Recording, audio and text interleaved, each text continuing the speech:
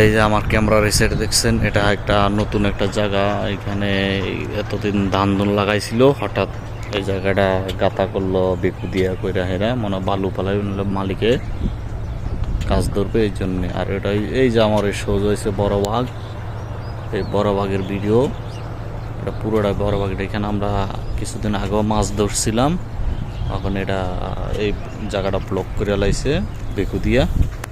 আর ওড়ইছে টঙ্গী টঙ্গী বাজারের বিল্ডিংগুলো দেখা যাচ্ছে, এদিক দিয়ে সুন্দর যাতায়াত হবে।